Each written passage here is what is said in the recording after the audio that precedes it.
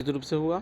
जी। अगर नहीं हुआ होता तो जब ये आरोप लग रहे थे तो उनको इस बात का संज्ञान लेते हुए उसको जाके क्लियर करना चाहिए तो था, क्लियर सफाई किया करनी उन्होंने, अब चाहिए थी। अभिषेक झा को बिठाकर प्रेस कॉन्फ्रेंस किया, कहा कि हम इनका समर्थन करते हैं। ये तो सिर्फ एक खानापूर्ति था। जी।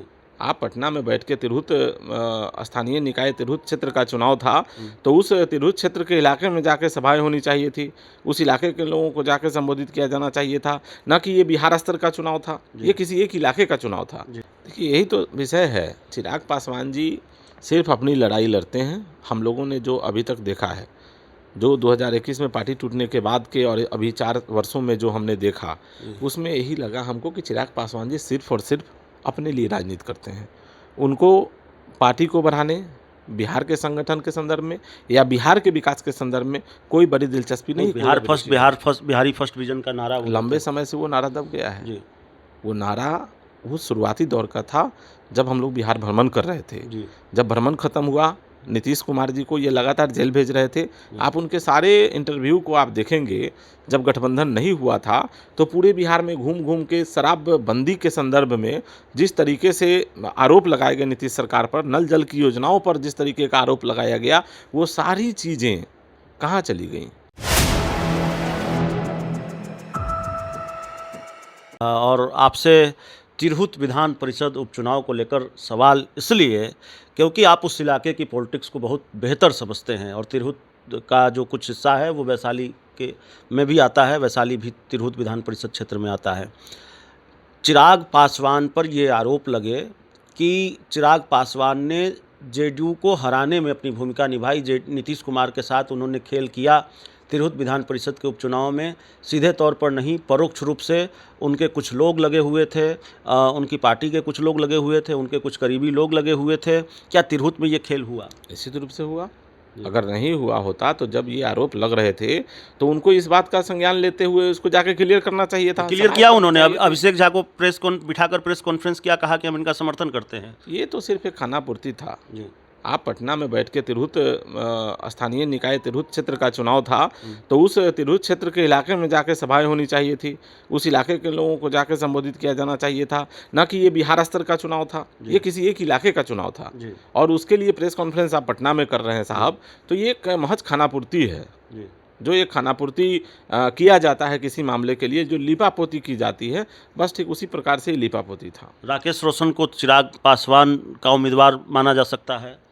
अब देखिए, ये मैं स्पष्ट रूप से नहीं कह सकता, लेकिन जैसा कि हम देख पा रहे थे कि जो लोजपा संगठन के जितने भी लोग थे, उसमें अधिकांश लोगों का समर्थन राकेश रोशन के पक्ष में था। राकेश रोशन के साथ लोग काम कर रहे थे। तो अब उसमें किस तरीके से कर रहे थे, उनको कहाँ से इंस्ट्रक्शन था, कैसे उन लोगों के द्वारा काम किया गया, ये उन लोगों के द्वारा ही बताया जा सकता है, क्योंकि हम लोग तो पार्टी के अंदर है नहीं, नहीं। लेकिन बहुत संयोग हुए ना, मामला सिर्फ तिरहुत का नहीं है। अब रुपौली में शंकर सिंह जी इस्तीफा दे देते हैं पार्टी से, चुनाव लड़ते हैं, वहाँ जेडीयू हार जाती है, एनडीए की वहाँ हार होती है, शंकर सिंह जीत जाते हैं, और वो भी चिराग के ही पहलवान बताए जाते हैं। देखिए, यही तो विषय है। चिराग पासवान जी सिर्फ अपनी लड़ाई लड़ते हैं। हम लोगों ने जो अभी तक देखा है, जो 2021 में पार्टी टूटने के बाद के और अभी 4 वर्षों में जो हमने देखा, उसमें यही लगा हमको कि चिराग पासवान जी सिर्फ और सिर्फ अपने लिए राजनीति करते हैं। उनको पार्टी को बढ़ाने, बिहार के संगठन के संदर्भ में या बिहार के विकास के संदर्भ में कोई बड़ी दिलचस्पी नहीं, कोई अभिरुचि नहीं। बिहारी फर्स्ट विजन का नारा वो लंबे देते समय से वो नारा दब गया है। जी। वो नारा वो शुरुआती दौर का था, जब हम लोग बिहार भ्रमण कर रहे थे। जी। जब भ्रमण खत्म हुआ, नीतीश कुमार जी को ये लगातार जेल भेज रहे थे।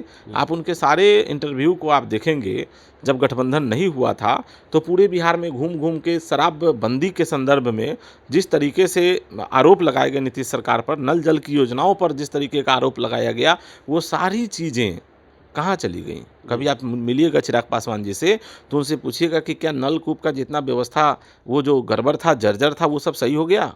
जी। शराबबंदी के बाद जो लोग शराब अब पीना बंद कर दिए, या जहरीली शराब से लोग अब नहीं मर रहे हैं, और अब आप दोबारा उन लोगों को, तो उनकी सूद लेने की आपको फुर्सत नहीं है।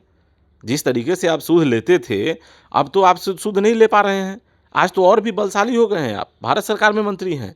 आज की तिथि में अगर आप उस तरीके का दौरा बिहार के विभिन्न क्षेत्रों का करेंगे तो शायद उन लोगों का बहुत भला होगा। कितने दूर तक चलेगी नीतीश और चिराग की दोस्ती? अभी तो चिराग पासवान गुलदस्ता लेकर मुख्यमंत्री आवास में जाते हैं।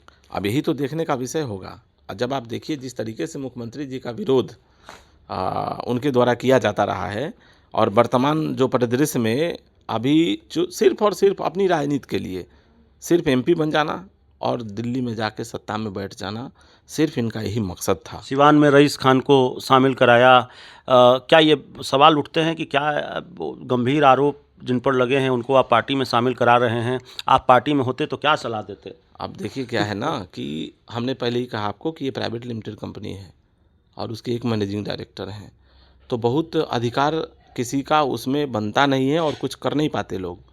तो जो चीज़ें उनको स्वयं समझ में आती वो अपने तरीके से करते हैं। ये एक अलग मसला है कि मीडिया में आके ये बातें कही जाती हैं कि ये लोकतांत्रिक तरीके से हमारे यहाँ चयन की प्रक्रिया है, ये बोर्ड है, ये संगठन है, वो मंत्री हैं, ये महामंत्री हैं। ये सब ढकोसला है। ये one man show, private limited company का मैनेजिंग डायरेक्टर। चलिए, तो हमारे साथ अजय कुशवाहा जी थे। तो नाराज़गी भी है और चिराग पासवान की पार्टी को बहुत करीब से इन्होंने देखा है, पार्टी में रहे हैं, रसूख रहा है लोक जनशक्ति पार्टी रामविलास में। इस पूरी रिपोर्ट में इतना ही। बहुत बहुत धन्यवाद।